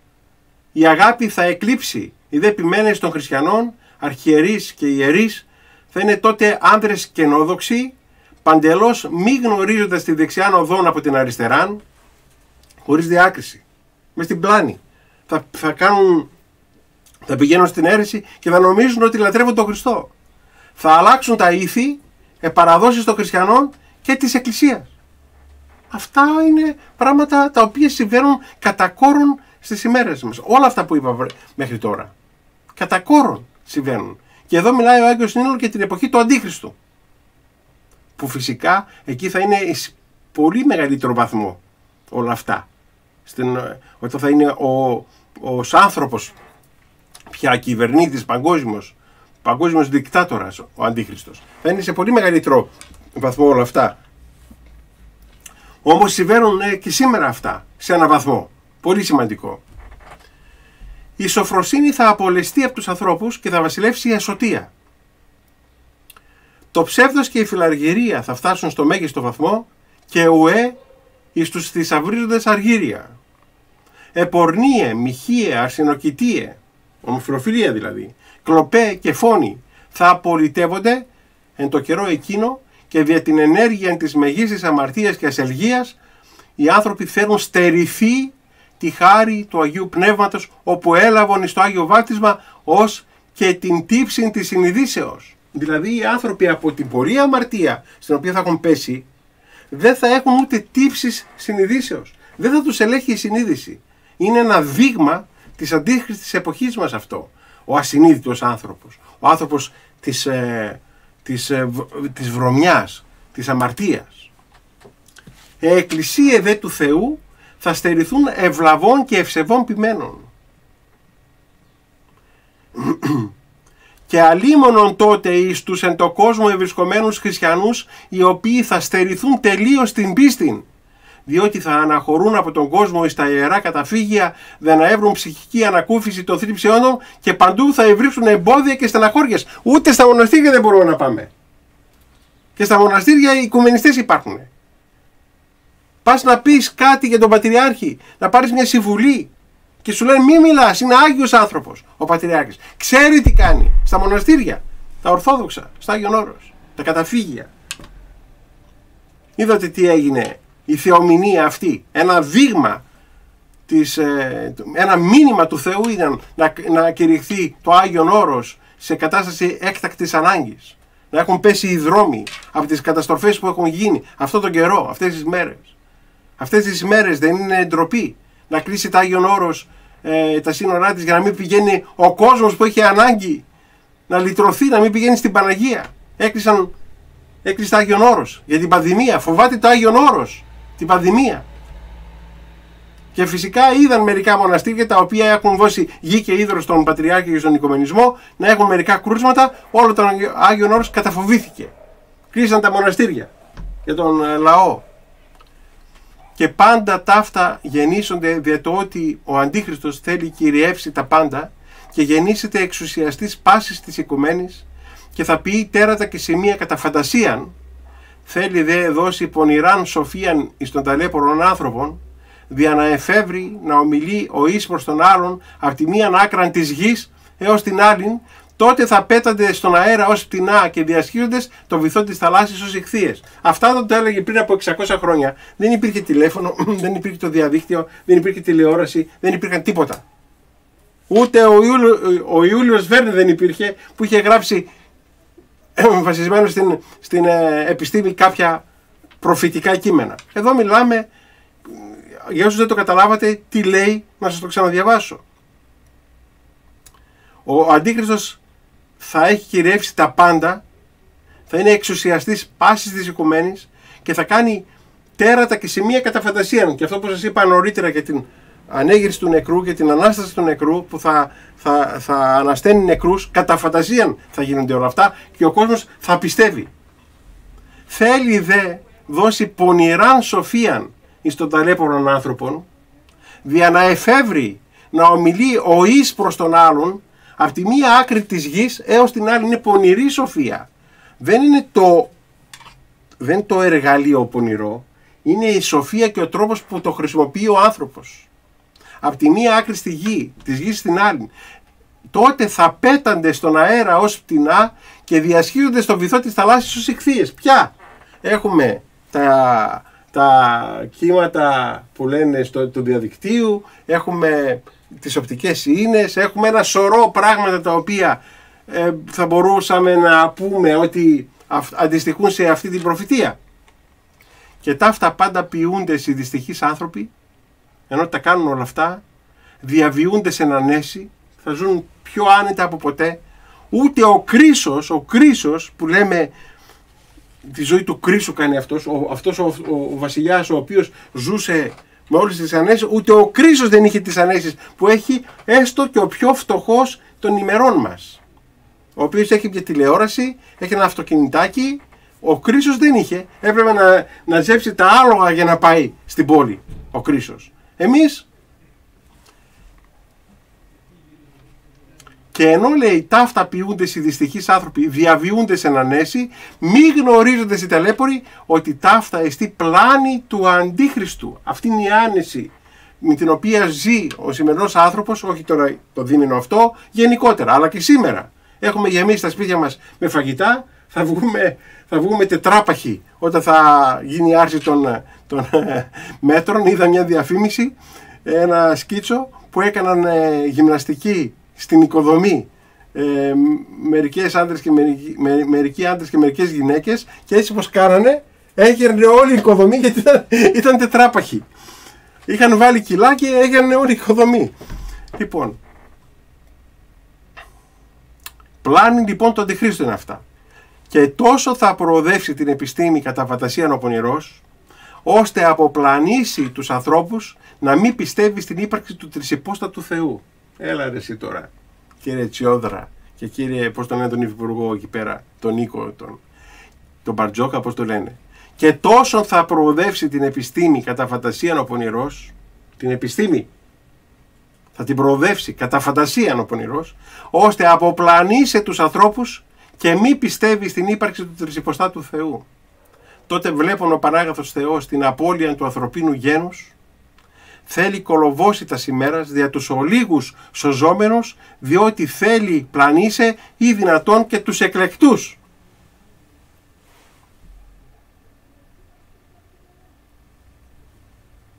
Ή δυνατόν θέλει πλανήσε και τους εκλεκτούς. Τότε ευνηδίως θέλει έλθει η δίστομος τροφέα και θα θανατώσει των πλάνων και τους οπαδούς αυτού. Είναι προφητεία του Αγίου Νείλου, τον οποίο τιμά η Εκκλησία μας και εορτάζει στις 7 Μαΐου. Πριν συνεχίσουμε, να πάρω και εγώ λίγο μια αναπνοή και να μπούμε και στο θέμα των ερωτήσεων και των σχολιασμών. Είμαστε στην προφητεία του Αγίου Νείλου. Θα χρειαστώ λίγα λεπτά ακόμα, θα πάρω λίγο από το χρόνο σας, για να πω μερικά, για να τονίσουμε μερικά πολύ σημαντικά της προφητείας αυτής, αδελφοί μου. Ο Νείλος, ο Μυροβλήτης, ο Αγιορείτης, προφητικά και σωτήρια λόγια, το 1651 έχει διατυπώσει όλη αυτή την προφητεία που του άνοιξαν οι ουρανοί και είδε και μας τα περιγράφει. Οι άνθρωποι εκείνοι που θα περπατούν στα μέσα του 8ου αιώνος, 7.500 αποκτήσεως κόσμου, θα συγκαταβαίνουν στη φθορά της πορνείας. Τότε θέλει γίνει ταραχή μεγάλη να φιλονικούν ακαταπαύστως και δεν θέλουν εύρη ούτε την αρχήν ούτε το τέλος. Το θέμα της πορνείας, επειδή το έχουμε αναπτύξει σε προηγούμενες 2 ομιλίες μας, να τονίσω εδώ και να θυμίσω ότι και ο δικός μου ο πνευματικός, ο πατήρ Αγάθων, ο Χέρον, ο προηγούμενος της Κωνσταμονίτου, σε ανοιχτή δημόσια συζήτηση που είχαμε στο πνευματικό κέντρο του προφήτη Ηλία πριν από καμιά δεκαετία περίπου, είχε πει ότι όταν το Ελληνικό Κοινοβούλιο θα ψηφίσει νόμο για το γάμο των ομοφυλοφίλων, θα πλησιάσει, θα έρθει το τέλος του κόσμου. Μια προφητεία του γέροντος Αγάθωνος, που όσοι τον γνωρίζουμε ξέρουμε ότι ο γέρον δεν λέει πράγματα τα οποία δεν έχουν βάση. Δεν θα επιμείνω, ήθελα αυτό περισσότερο να πω, ούτε έχω το χρόνο να σας διαβάσω όσα πολύ σπουδαία και ωραία έχει πει ο πατήρ Βασίλειος, ο Γεροβασίλειος, ο Καυσοκαλυβίτης. Υπάρχει όμως το άρθρο μας αυτό, είναι το άρθρο του πατρός Αγγέλου Αγγελακόπουλου, μπορείτε να το βρείτε στην κατάνοιξη, η διορατική μορφή του γέροντος Βασιλείου Καυσοκαλυβίτου, που λέγει πολύ σπουδαία πράγματα για τον καιρό μας και γενικότερα για όλα αυτά που είναι καταγεγραμμένα και ομολογημένα από τους Αγίους προφήτες και πατέρες της Εκκλησίας μας. Να καταλήξω μόνο την σημερινή μου ομιλία μεταφέροντας ακριβώς ένα μόνο τμήμα από τα επόμενα λόγια που είπε ο Άγιος Ιερομάρτης Ραφαήλ της Λέσβου, με πνευματικό και θαυμαστό τρόπο στον Όσιο Αγιορείτη Βασίλειο Καυσοκαλυβίτη το Σεπτέμβριο του έτους 2007. Αυτό αναφέρεται στον τόμο Β, σελίδες 74 και 75, που έγραψε ο Διονύσιος Μακρύς, ο δημοσιογράφος και φίλος μας, αφιερωμένο στον γέροντα Βασίλειο Καυσοκαρυβίτη. Τι είπε ο Άγιος Ραφαήλ στον γέροντα Βασίλειο Καυσοκαρυβίτη, και με αυτό ολοκληρώνω την ομιλία μου. Έρχονται δύσκολες ημέρες. Όπως τότε οι Τούρκοι μας έσφαζαν για την πίστη μας, ο Άγιος Ραφαήλ μαρτύρησε, είναι από τους νεομάρτυρες της πίστης μας, και πεθαίναμε μαρτυρώντας και ομολογώντας τον Ιησού Χριστό, όπως οι Τούρκοι μας έσφαζαν για την πίστη μας, και πεθαίναμε μαρτυρώντας και ομολογώντας τον Κύριον Ιησού Χριστόν, έτσι θα γίνει και τώρα. Μη λυγίζετε και μη φοβάστε. Να έχετε θάρρος και να κάνετε το ίδιο. Μη χάνετε την πίστη σας. Να ομιλείς, Βασίλειε, αναφέρεται στο γέροντα Καυσοκαρυβίτη, στο πίμνιο του Θεού να ομιλείς. Στερέωσέ τους στην αληθινή πίστη. Τα λέγω για να μετανοήσετε και να έρθετε στον ορθόν δρόμο, στον δρόμο της εν Χριστώ σωτηρίας. Αμήν, αδελφοί μου, να βρεθούμε στον ορθό δρόμο, να καταλάβουμε πόσο εξαρτημένοι είμαστε από το Θεό και να καταλάβουμε ποιος είναι ο Θεός μας. Ότι είναι ο τριαδικός Θεός, ο Πατήρ, ο Υιός και το Άγιο Πνεύμα, και η Εκκλησία Του, που μπορεί ο Παντοδύναμος Κύριος μέσα στην Εκκλησία να κάνει θαυμαστά πράγματα, να δώσει τη σωστική Του χάρη, που την εύχομαι σε όλους. Καλή Ανάσταση σε όλους, χαρά μέσα στην καρδιά μας, χαρά στα σπίτια μας και στις οικογένειές μας, χαρά σε όλους μας, αδελφοί μου, σε όσους με μυστικό τρόπο θα προσεγγίσουν την Ανάσταση του Κυρίου. Σας ευχαριστώ και περιμένω τώρα τις ερωτήσεις σας και τις παρεμβάσεις σας, τους σχολιασμούς σας, ώστε να ολοκληρώσουμε σιγά σιγά την ομιλία μας, που είναι ομιλία μεγαλοεβδομαδιάτικη.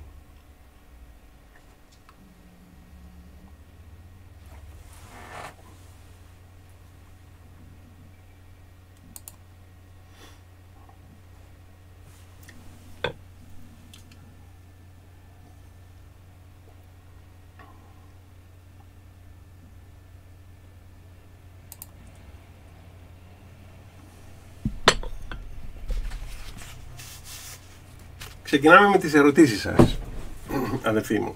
Σας ευχαριστώ για την συμμετοχή σας. Λοιπόν, Έλληνας πολίτης. Να τις βλέπουμε τις ακολουθίες της τηλεόρασης. Νομίζω τοποθετήθηκα. Δεν είπα να μην τις βλέπουμε, αλλά δεν θα κάνουμε αυτό που μας ζητούν.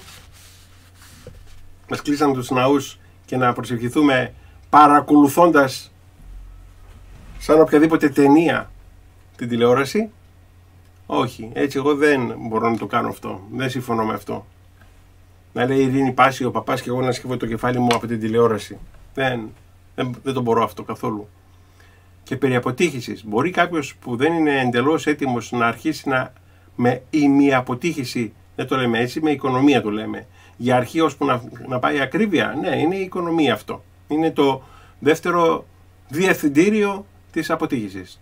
Δηλαδή να κάνει εξομολόγηση με ιερέα της περιοχής του λόγω ότι η όθη νιώθει άβολα να εξομολογείται στο ίντερνετ κτλ. Κοιτάξτε, αυτό είναι κάτι σωστό. Όπου θα βρεις όμως έναν ιερέα που να μην σε οδηγεί στην αίρεση. Αυτό είναι το σημαντικό. Αυτό είπα νωρίτερα. Μπορεί ο ιερέας αυτός να μην έχει κόψει ακόμα το μνημόσυνο του δεσπότη του, αλλά μέσα του να είναι ξεκάθαρος στο θέμα της Ορθοδοξίας. Η Σοφία Σπύρου λέει, αφού γέροντα η διοικούσα εκκλησία δίνει στο λαό πλήρη κάλυψη, να μην πηγαίνει στους ναούς, μάλιστα να μην νιώθουν τύψεις και να μην στεναχωριούνται καθόλου και να μην κάνουμε σαν μικρά παιδιά και ότι δεν παθαίνουμε τίποτα αν δεν πάμε εκκλησία αυτές τις μέρες. Ναι, διάβασα και κάτι δηλώσεις του Επισκόπου Ναυπάκτου, απαράδεκτες. Θα τον περιλάβουμε με την κατάνοιξη. Αν ο λαός κατοικούνταν διαφορετικά όπως εμείς από εσάς, δεν θα μετανοούσε διαφορετικά. Μήπως η ιεραρχία πρέπει πρώτα απ' όλα να μετανοήσει? Η ιεραρχία να μετανοήσει, βεβαίως. Η ιεραρχία να μετανοήσει, η ιεραρχία ποιοι να μετανοήσουνε? Τα μοντέλα της πασαρέλας, τι να πω τώρα, Θεέ μου ήμαρτον, ποιοι να μετανοήσουνε? Δύσκολο. Και όσο μένουν αμετανόητοι για αυτά που όλα που κάνανε, για το κολυμπάρι και για το κρανικό, τόσο περισσότερο μπαίνουν μέσα στην πλάνη και δεν μπορούν να βγουν από εκεί.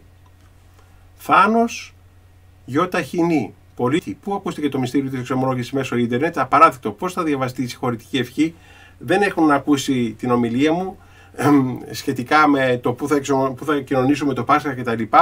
Δεν υπάρχει αυτό που λέτε εδώ, αγαπητέ μου αδελφέ Θάνο Γιώτα Χινή, σε καιρούς μη κανονικότητας, που δεν υπάρχει τρόπος να εξομολογηθείς, υπάρχουν θέσεις σημαντικές Αγίων Πατέρων που μας μιλούν για διαφορετικούς τρόπους που μπορεί να γίνει η εξομολόγηση.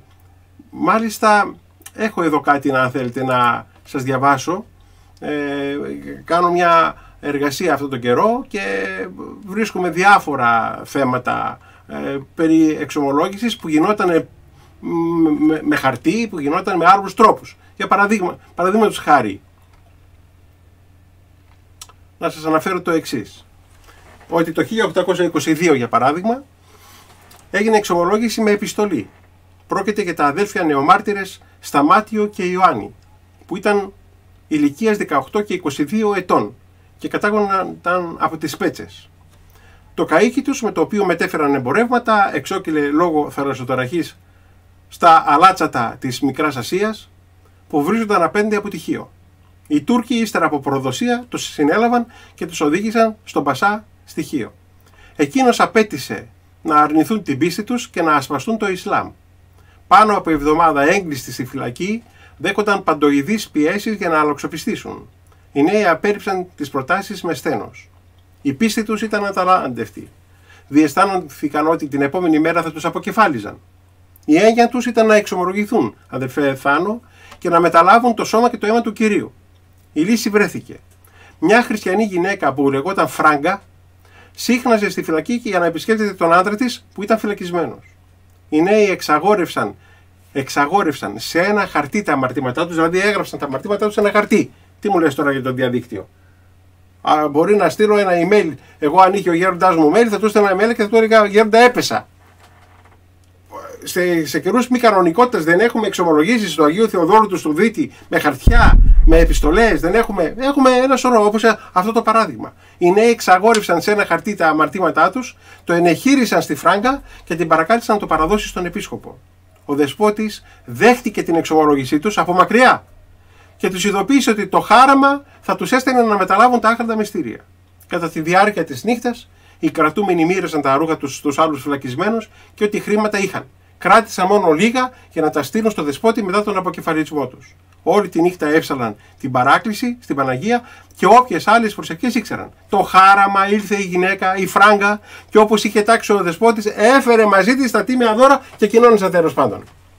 Τα παραδείγματα είναι, ας μην πω εκατοντάδες, είναι δεκάδες που έχει η πίστη μας, γιατί στην πίστη μας δεν υπάρχουν στεγανά. Τα δόγματα είναι στεγανά, φυσικά. Αλλά οι τρόποι μετάδοσης της αλήθειας της πίστης μπορεί και να διαφέρει. Έχουμε λοιπόν παραδείγματα. Εγώ έχω πει λοιπόν αυτό που είναι αυτονόητο στην εποχή τη δύσκολη που δεν βρίσκουμε πνευματικούς. Έχουμε στην Αμερική ανθρώπους που δεν ξέρουν πού να εξομολογηθούν, και στη Γερμανία ειδικά, που είναι παποκρατούμενη η εκκλησία εκεί πέρα, δεν ξέρουν πού να εξομολογηθούν. Και μας παίρνουν τηλέφωνο από μακριά και εξομολογούνται τις αμαρτίες τους και μας γράφουν γράμματα και μας στέλνουν επιστολές και μέσω της ηλεκτρονικής διεύθυνσης κτλ.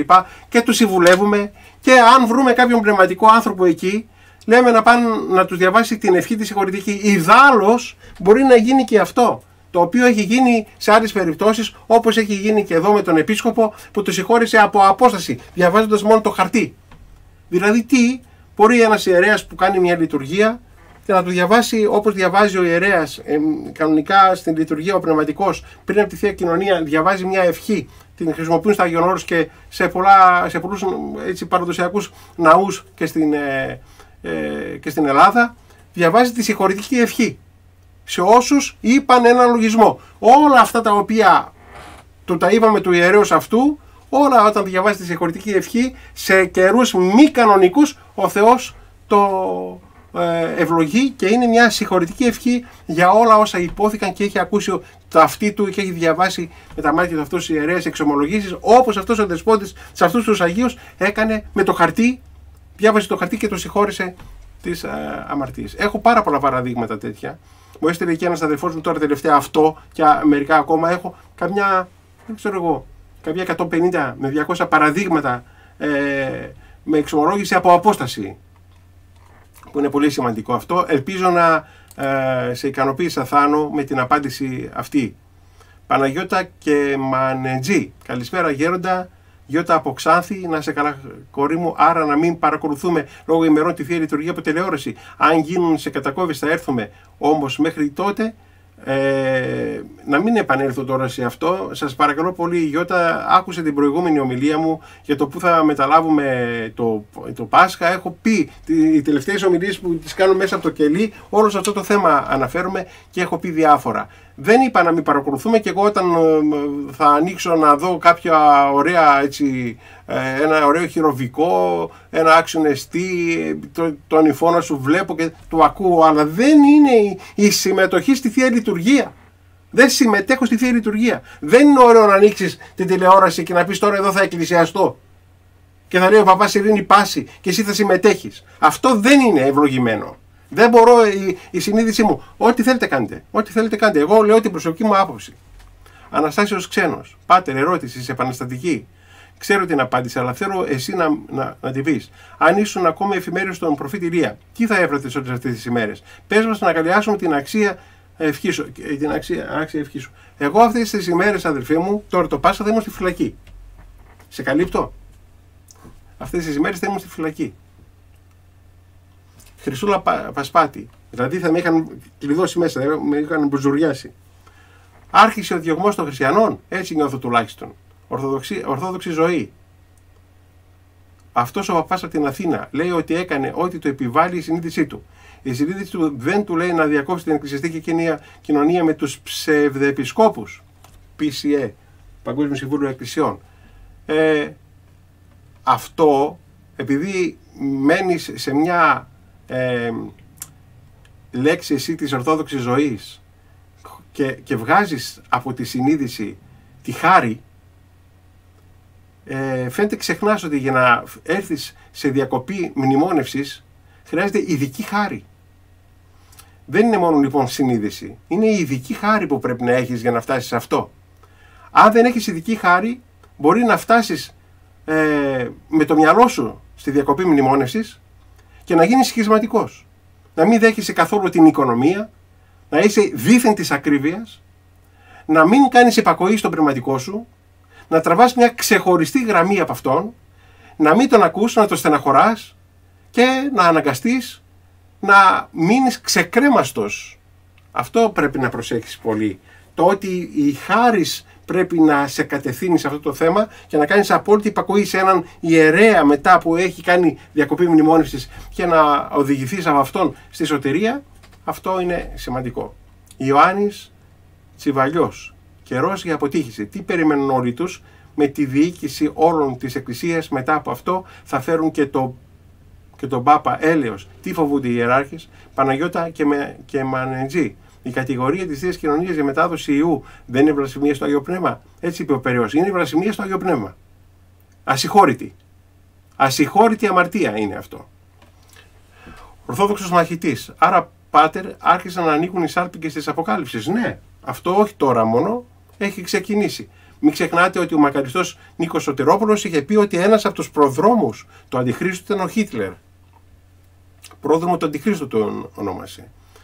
Βασιλική Τοπαλίδου. Πότε θα κοινωνήσουμε τώρα? Κοιτάξτε αυτό που έχω πει, πώς θα κοινωνήσουμε το Πάσχα, την προηγούμενη μου ομιλία. Αν δεν μπορούμε να κοινωνήσουμε μυστηριακά γιατί μας το εμποδίζουν, θα μεταλάβουμε μυστικά.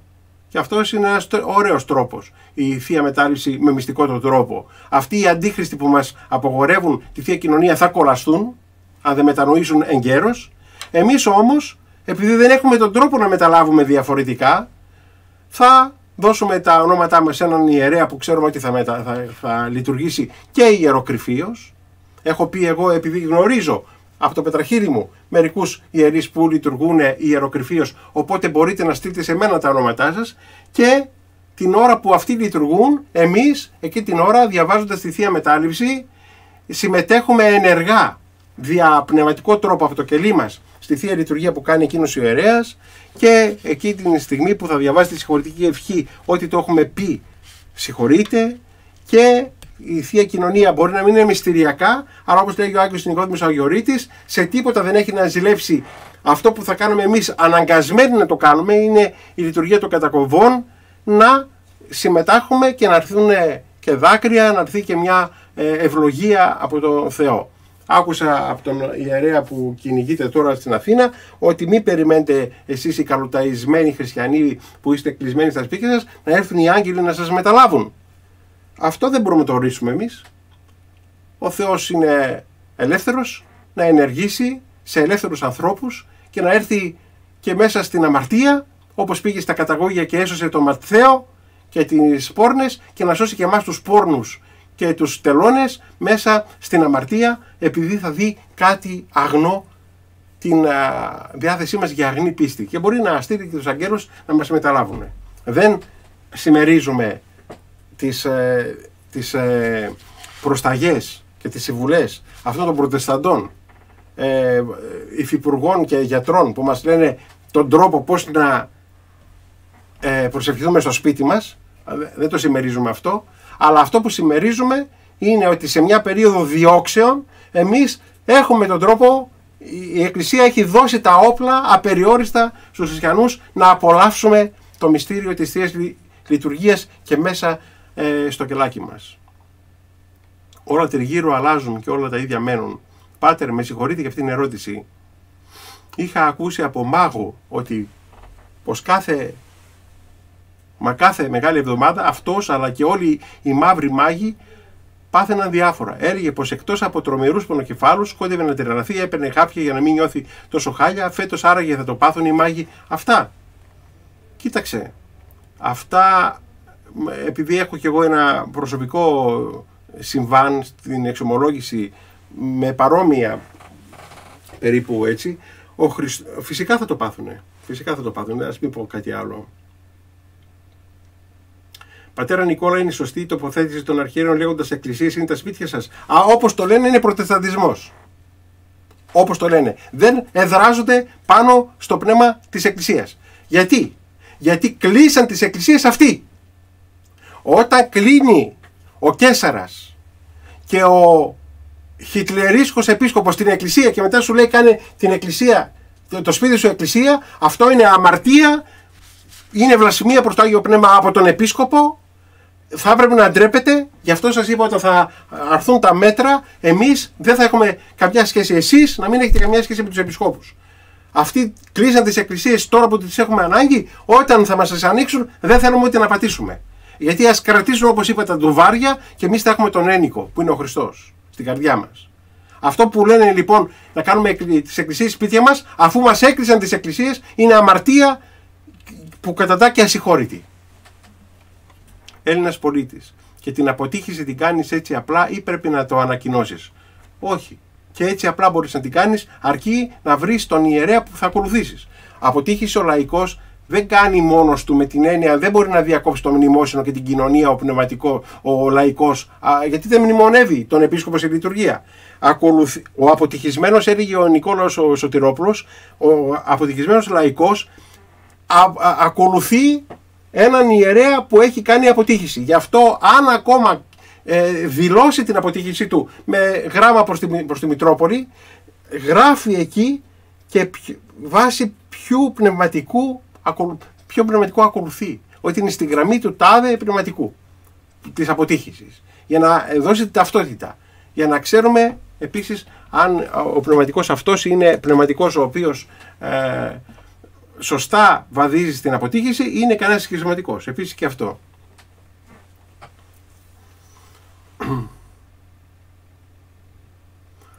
Συνεχίζει απλά έτσι, απλά όπως είμαι μπορώ να πω ok, κάνω αποτύχηση νοερά? Όχι. Πρέπει να βρεις ιερέα της αποτύχησης, να πάρεις την ευχή του και να πάρεις και κατεύθυνση. Αλλιώς θα πέσει στην πλάνη. Αλλιώς θα σε κοροϊδέψει ο διάβολος. Μόνος σου. Θα σε κοροϊδέψει ο διάβολος. Γιώργος Κιστογλήθης.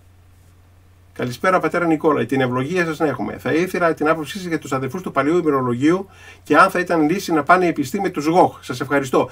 Όχι για να πάμε στο σχίσμα. Δηλαδή, εμείς είμαστε την αποτύχηση.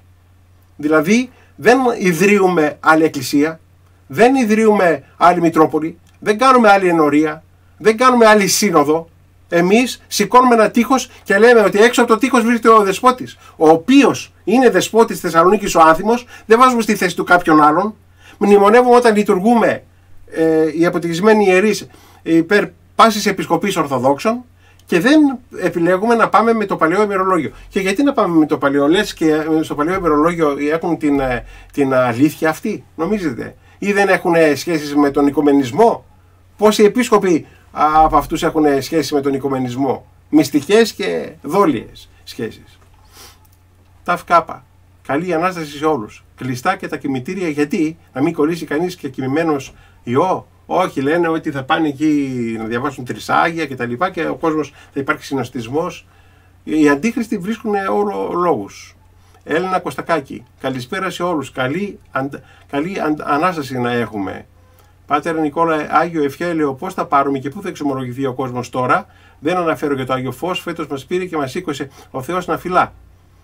Θεωρώ ότι για όλα αυτά έχω τοποθετηθεί και για το Άγιο Φως που είπα, δεν θέλω από τον Δήμαρχο να μου φέρει Άγιο Φως. Το Άγιο Φως στο καντιλάκι μου, ακόμα και το καντιλάκι μου το βράδυ εκείνο, όταν ο πνευματικός μου θα λειτουργήσει ή θα πει το δεύτερο λάβετε φως, δια της χάριτος του Θεού και το καντιλάκι μου στο σπίτι μου μέσα ευλογημένο είναι.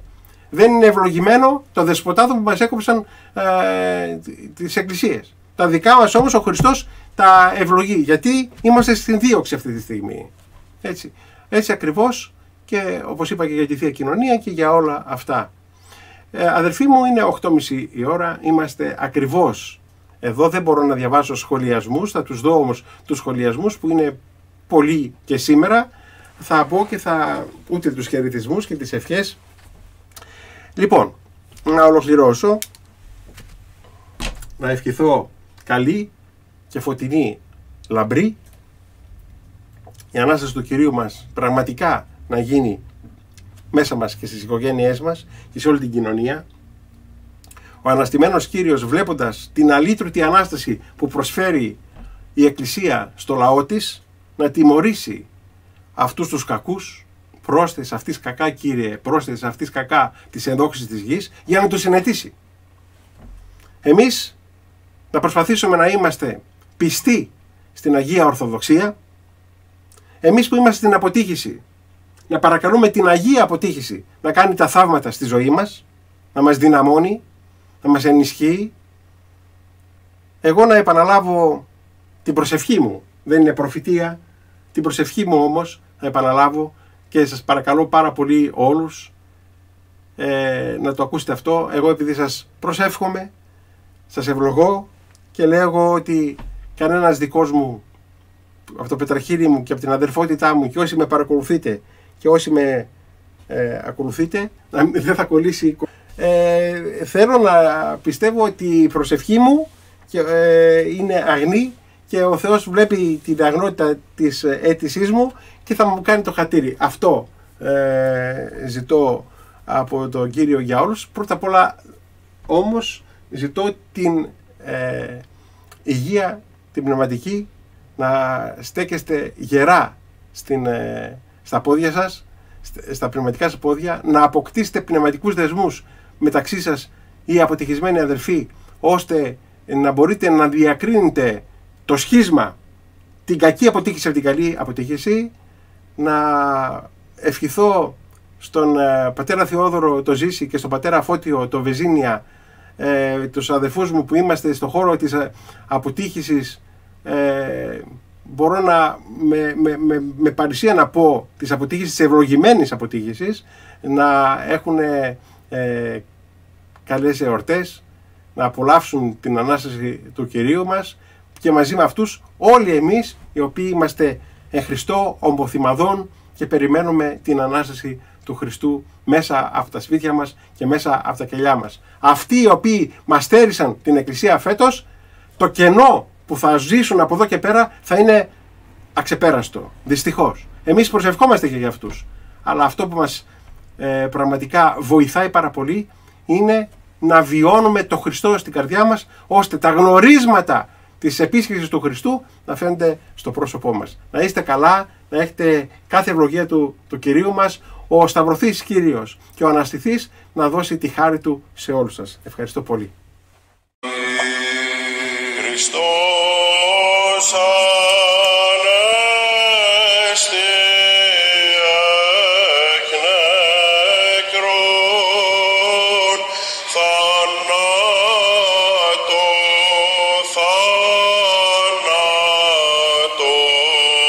πατήσας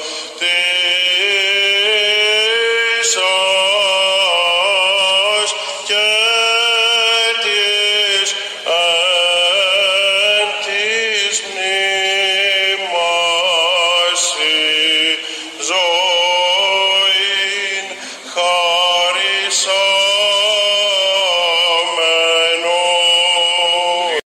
Χριστός